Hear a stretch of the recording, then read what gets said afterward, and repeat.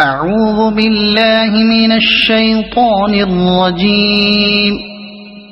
بسم الله الرحمن الرحيم. الحمد لله الذي أنزل على عبده الكتاب ولم يجعل له عوجا قيما لينذر بأسا شديدا من لدنه ويبشر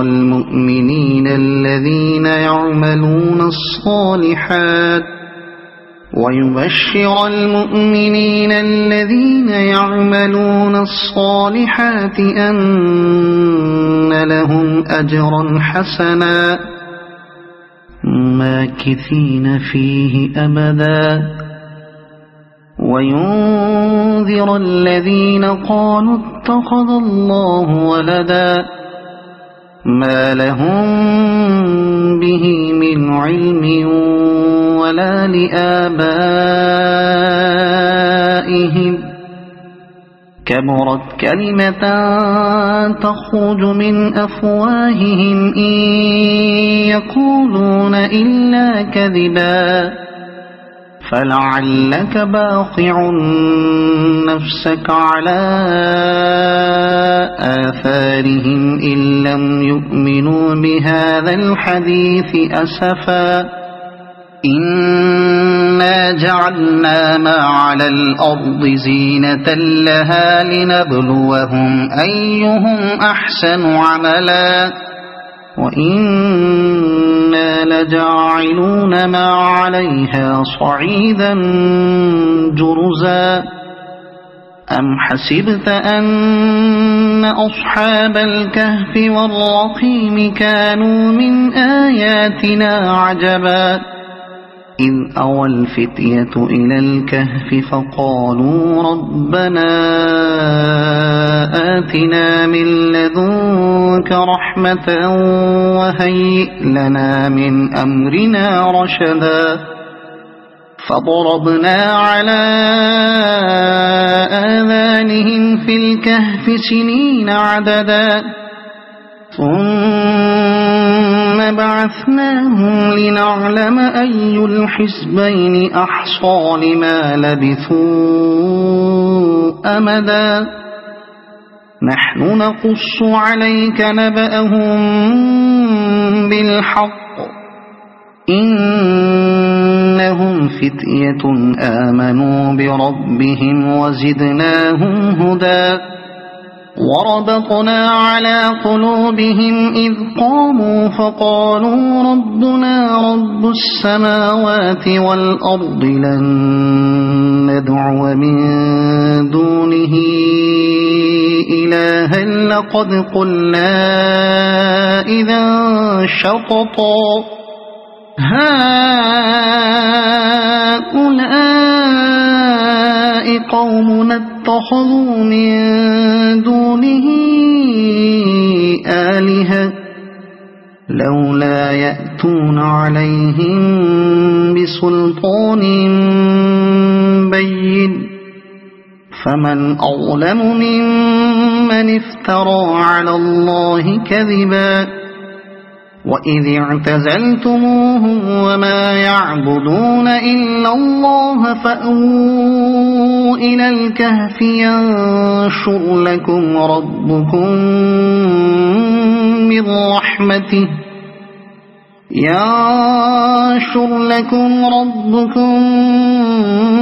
من رحمته ويهيئ لكم من أمركم مرفقا وترى الشمس إذا طلعت تزاور عن كهفهم ذات اليمين وإذا غربت تقرضهم ذات الشمال وهم في فجوة منه ذلك من آيات الله من يهد الله فهو المهتد ومن يضلل فلن تجد له وليا مرشدا وتحسبهم أيقاظا وهم رقود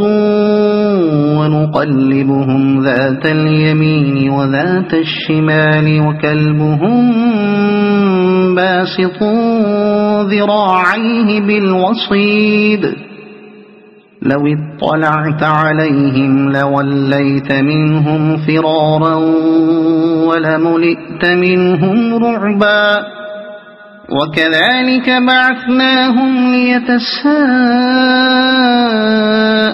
بينهم قال قائل منهم كم لبثتم قالوا لبثنا يوما أو بعض يوم قالوا ربكم أعلم بما لبثتم فابعثوا أحدكم بورقكم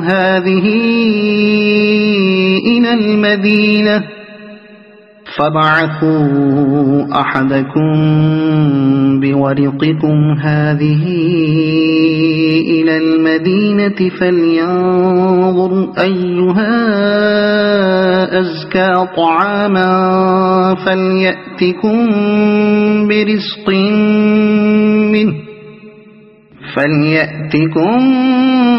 برزق منه وليتلطف ولا يشعرن بكم أحدا إنهم إن يظهروا عليكم يرجموكم أو يعيدوكم في ملتهم ولن تفلحوا إذا أبدا وكذلك أعثرنا عليهم ليعلموا أن وعد الله حق وأن الساعة لا ريب فيها إذ يتنازعون بينهم أمرهم فقالوا بنوا عليهم بنيانا ربهم أعلم بهم قال الذين غلبوا على أمرهم لنتخذن عليهم مسجدا سيقولون ثلاثة رابعهم كلبهم ويقولون خمسة سادسهم كلبهم رجما بالغيب ويقولون سبعة وثامنهم كلبهم قل ربي أعلم بعدتهم ما يعلمهم إلا قليل فلا تمار فيهم إلا مراء ظاهرا ولا تستفت فيهم منهم أحدا ولا تقولن لشيء إني فاعل ذلك غدا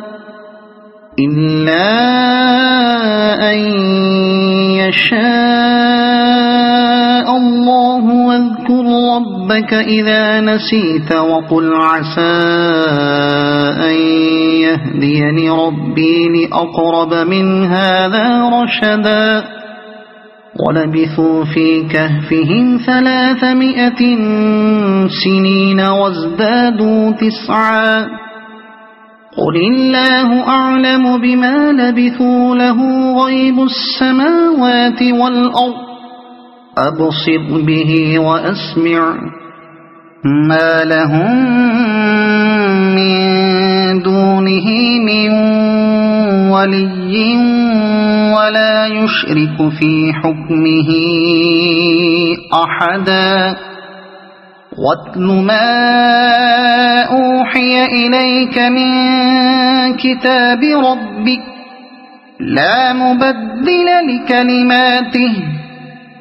ولن تجد من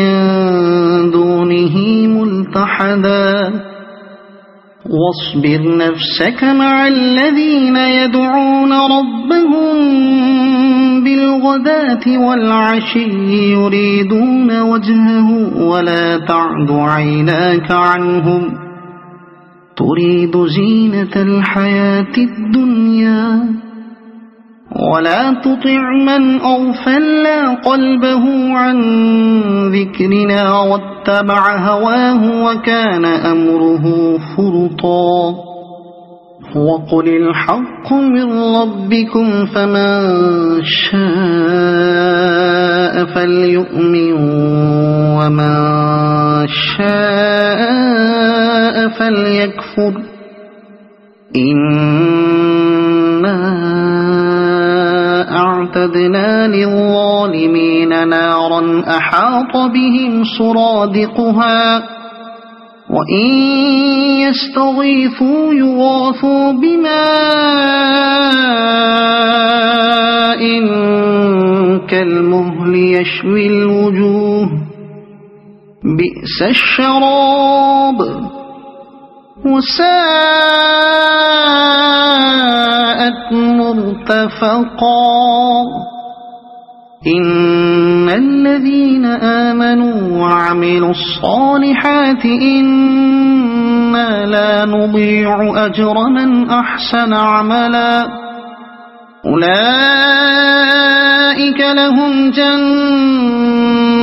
عدن تجري من تحتهم الأنهار يحلون فيها من أساور من ذهب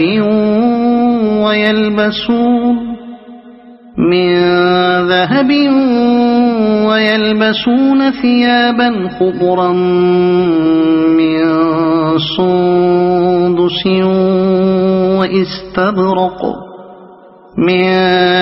سندس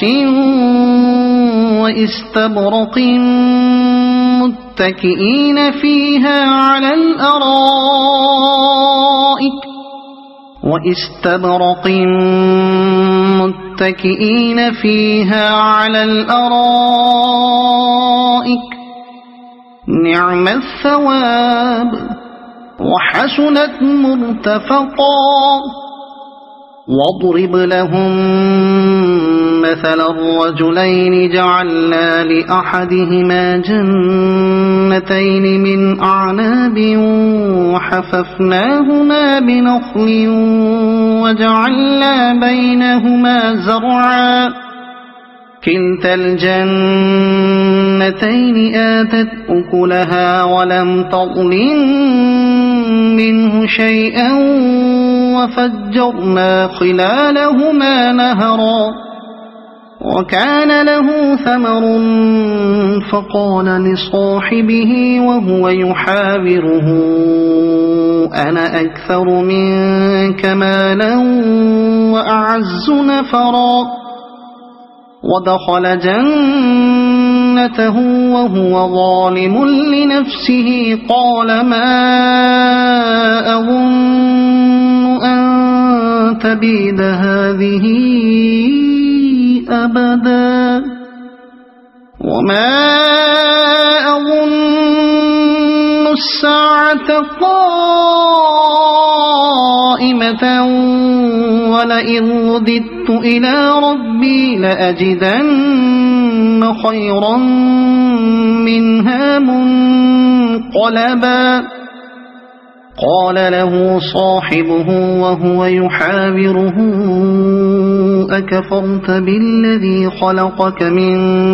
تراب ثم من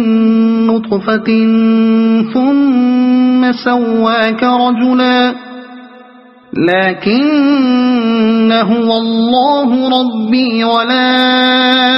أشرك بربي أحدا ولولا إذ دخلت جنتك قلت ما شاء الله لا قوة إلا بالله إن ترني أنا أقل منك مالا وولدا فعسى ربي أن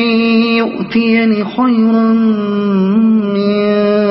جنتك ويرسل عليها حسبانا من السماء فتصبح صعيدا زلقا أو يصبح ماؤها غورا فلن تستطيع له طلبا وأحيط بثمره فأصبح يقلب كفيه على ما أنفق فيها وهي خاوية على عروشها ويقول يا ليتني لم أشرك بربي أحدا ولم تكن له فئة ينصرونه من دون الله وما كان منتصرا هنالك الولاية لله الحق هو خير ثوابا وخير عقبا واضرب لهم مثل الحياة الدنيا كماء أنزلناه من السماء فاختلط به نبات الأرض فأصبح هشيما تذروه الرياح وكان الله على كل شيء مقتدرا المال والبنون زينة الحياة الدنيا والباقيات الصالحات خير عند ربك ثوابا وخير أملا ويوم نسير الجبال وترى الأرض بارزة وحشرناهم فلم نغادر منهم أحدا وعرضوا على ربك صفا لقد جئتمونا كما خلقناكم أول مرة بل زعمتم أن لن نجعل لكم موعدا ووضع الكتاب فترى المجرمين مشفقين مما فيه ويقولون يا ويلتنا ما لهذا الكتاب لا يغادر صغيرة ولا كبيرة إلا أحصاها ووجدوا ما عملوا حاضرا ولا يظلم ربك أحدا وإذ قلنا للملائكة اسجدوا لآدم فسجدوا إلا إبليس كان من الجن ففسق عن أمر ربه أفتتخذونه وذريته أولياء من دوني وهم لكم عدو بئس للظالمين بدلا ما أشهدتهم خلق السماوات والأرض ولا خلق أنفسهم وما كنت متخذ المضلين عضدا ويوم يقول نادوا شركائي الذين زعمتم فدعوهم فلم يستجيبوا لهم وجعلنا بينهم موبقا ورأى المجرمون النار فظنوا أنهم واقعوها ولم يجدوا عنها مصرفا ولقد صرفنا في هذا القرآن للناس من كل مثل وكان الإنسان أكثر شيء جدلا وما منع الناس أن يؤمنوا إذ جاءهم الهدى ويستغفروا ربهم إلا أن تأتيهم سنة الأولين إلا أن تأتيهم سنة الأولين أو يأتيهم العذاب قبلا وما نرسل المرسلين إلا مبشرين ومنذرين ويجادل الذين كفروا بالباطل ليدحضوا به الحق واتخذوا آياتي وما أنذروا هزوا ومن أظلم ممن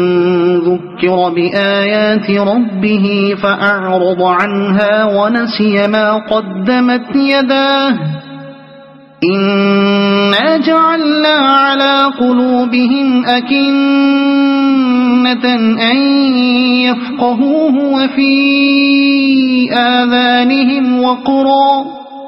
وإن تدعهم إلى الهدى فلن يهتدوا إذن أبدا وربك الغفور ذو الرحمة لو يؤاخذهم بما كسبوا لعجل لهم العذاب بل لهم موعد لن يجدوا من دونه موئلا وتلك القرى أهلكناهم لما ظلموا وجعلنا لمهلكهم موعدا وإذ قال موسى لفتاه لا أبرح حتى أبلغ مجمع البحرين أو أمضي حقبا فلما بلغا مجمع بينهما نسيا حوتهما فاتخذ سبيله في البحر سربا فلما جاوزا قال لفتاه آتنا غداءنا لقد لقينا من سفرنا هذا نصبا قال أرأيت إذ أوينا إلى الصخرة فإني نسيت الحوت وما أنسانيه إلا الشيطان أن أذكره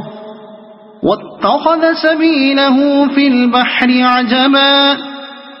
قال ذلك ما كنا نبغي فارتدا على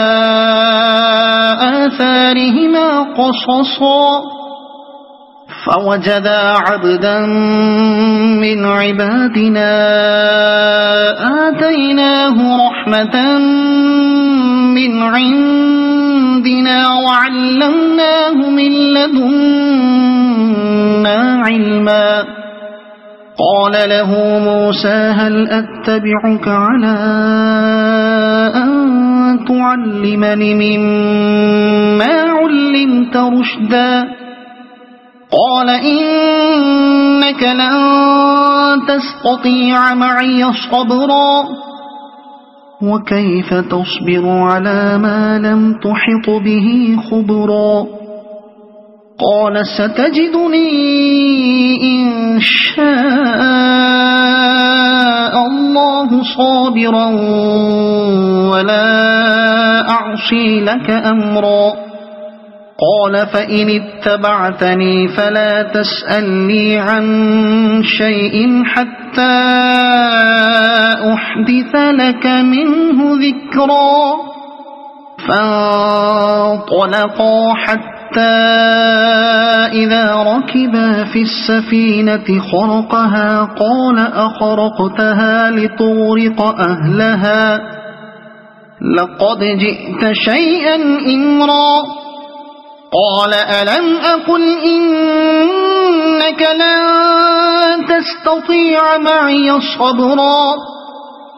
قال لا تؤاخذني بما نسيت ولا ترهقني من أمري عسرا فانطلقا حتى إذا لقيا غلاما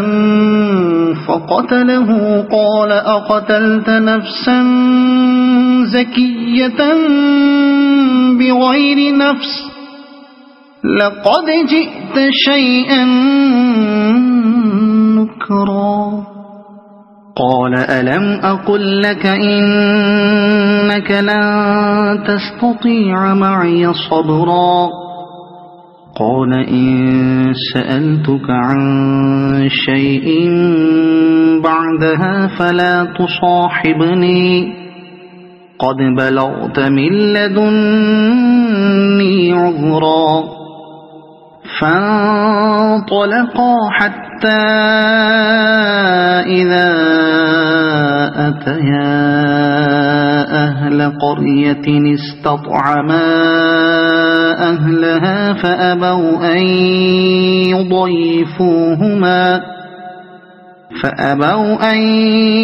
يضيفوهما فوجدا فيها جدارا يريد أن ينقض فأقامه قال لو شئت لاتخذت عليه أجرا قال هذا فراق بيني وبينك سأنبئك بتأويل ما لم تستطع عليه صبرا أما السفينة فكانت لمساكين يعملون في البحر فأردت أن أعيبها وكان وراءهم ملك يأخذ كل سفينة غصبا وأما الغلام فكان أبواه مؤمنين فخشينا أن يرهقهما طغيانا وكفرا فأردنا أن يبدلهما ربهما خيرا منه زكاة وأقرب رحما وأما الجدار فكان لغلامين يتيمين في المدينة وكان تحته كنز لهما وكان أبوهما صالحا فأراد ربك أن يبلغا أشدهما ويستخرجا كنزهما رحمة من ربك وما فعلته عن أمري ذلك تأويل ما لم تسطع عليه صبرا ويسألونك عن ذي القرنين قل سأتلو عليكم منه ذكرا إنا مكنا له في الأرض وآتيناه من كل شيء سببا فأتبع سببا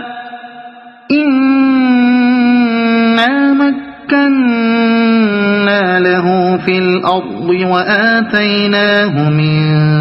كل شيء سببا فأتبع سببا حتى إذا بلغ مغرب الشمس وجدها تغرب في عين حمئة ووجد عندها قوما قلنا يا ذا القرنين إما أن تعذب وإما أن تتخذ فيهم حسنا قال أما من ظلم فسوف نعذبه ثم يرد إلى ربه فيعذبه عذابا نكرا وأما من آمن وعمل صالحا فله جزاء الحسنى وسنقول له من أمرنا يسرا ثم أتبع سببا حتى إذا بلغ مطلع الشمس وجدها تطلع على قوم لم نجعل لهم من دونها سترا كذلك وقد أحطنا بما لديه خبرا ثم أتبع سببا حتى إذا بلغ بين السدين وجد من دونهما قوما لا يكادون يفقهون قولا قالوا يا ذا القرنين إن يأجوج ومأجوج مفسدون في الأرض فهل نجعل لك خرجا على أن تجعل بيننا وبينهم سدا قال ما مكني فيه ربي خير فأعينوني بقوة أجعل بينكم وبينهم ردما آتوني زبر الحديد حتى إذا ساوى بين الصدفين قال انفخوا حتى إذا جعله نارا قال آتوني أفرغ عليه قطرا فما استطاعوا أن يظهروه وما استطاعوا له نقبا قال هذا رحمة من ربي فإذا جاء وعد ربي جعله دكاء وكان وعد ربي حقا وتركنا بعضهم يومئذ يموج في بعض ونفخ في الصور فجمعناهم جمعا وعرضنا جهنم يومئذ للكافرين عرضا الذين كانت أعينهم في غطاء عن ذكري وكانوا لا يستطيعون سمعا أفحسب الذين كفروا أن يتخذوا عبادي من دوني أولياء إنا أعتدنا جهنم للكافرين نزلا قل هل ننبئكم بالأخسرين أعمالا الذين ضل سعيهم في الحياة الدنيا وهم يحسبون أنهم يحسنون صنعا أولئك الذين كفروا بآيات ربهم ولقائه فحبطت أعمالهم فلا نقيم لهم يوم القيامة وزنا ذلك جزاؤهم جهنم بما كفروا واتخذوا آياتي ورسلي هزوا إن الذين آمنوا وعملوا الصالحات كانت لهم جنات الفردوس نزلا خالدين فيها لا يبغون عنها حولا قل لو كان البحر مدادا لكلمات ربي لنفد البحر قبل أن تنفد كلمات ربي ولو جئنا بمثله مددا قل إنما أنا بشر مثلكم يوحى إلي أنما إلهكم فمن كان يرجو لقاء ربه فليعمل عملا صالحا ولا يشرك بعبادة ربه أحدا. صدق الله العظيم.